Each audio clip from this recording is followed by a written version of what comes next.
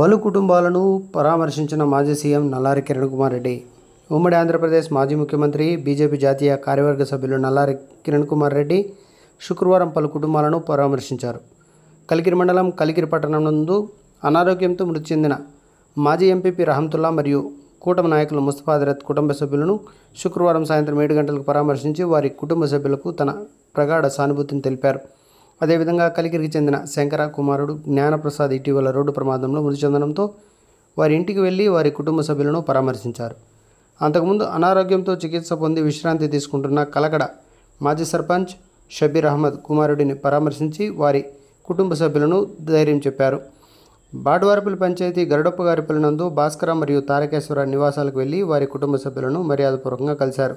ఈ కార్యక్రమంలో మాజీ సీఎం తనయుడు నల్లారి నిఖిలేష్ రెడ్డి, మాజీ ఎంపీపీ నల్లారి ఆనందరెడ్డి, పలవల్ రెడ్డప్పరెడ్డి, వంగిమల మసూద్ రెడ్డి తదితరులు పాల్గొన్నారు.